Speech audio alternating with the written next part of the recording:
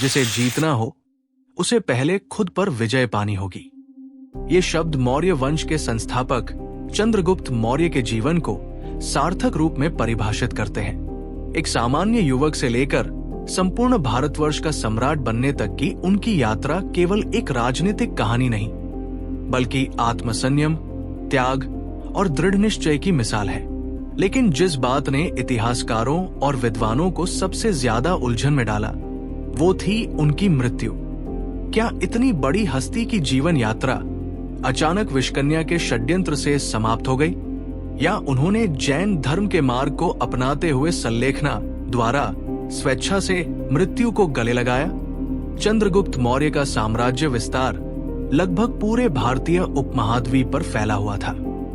चाणक्य के साथ मिलकर उन्होंने न केवल नंद वंश का अंत किया, बल्कि यूनानी शासक सेल्यूकस निकेटर को भी पराजित किया और एक संगठित प्रशासन की नींव रखी। लेकिन जब उन्होंने अपने जीवन के अंतिम पड़ाव पर कदम रखा, तब उन्होंने राजनीति से संन्यास ले लिया और कर्नाटक के श्रवणबेलगोला में जैन आचार्य भद्रबाहु के सान्निध्य में आत्म साधना आरंभ कर दी। जैन ग्रंथों के अनुसार उन्होंने वहां सल्लेखना अर्थात धीरे धीरे भोजन और जल का त्याग कर मृत्यु को अपनाने की प्रक्रिया के माध्यम से अपने प्राण त्यागे। ये घटना 298 ईसा पूर्व के आसपास मानी जाती है। हालांकि इसके विपरीत लोक कथाओं और कुछ फिक्शनल संदर्भों में ये भी दावा किया जाता है कि चंद्रगुप्त की मृत्यु किसी विषकन्या के द्वारा हुई।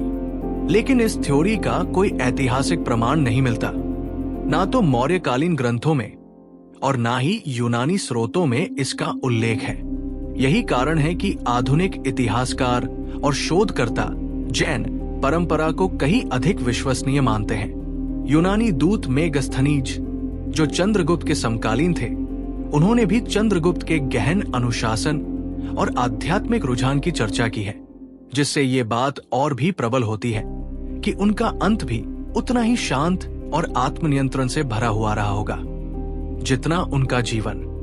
चंद्रगुप्त की मृत्यु के साथ एक युग का अंत हुआ, लेकिन उनका त्याग और उनके निर्णयों की गंभीरता आज भी हमें सोचने पर मजबूर करती है। क्या कोई राजा जो संपूर्ण भारत का सम्राट हो, सच में राजनीति, विलास और सत्ता को त्याग कर जंगलों में जाकर भूखे प्यासे मरने का निर्णय ले सकता है? क्या ये आत्मबल की चरम सीमा नहीं है? अगर आपको ये वीडियो पसंद आया हो तो कृपया चैनल को सब्सक्राइब जरूर कीजिएगा, ताकि हम आपके लिए ऐसे ही ऐतिहासिक तथ्यों से जुड़ी नई कहानियां लाते रहें।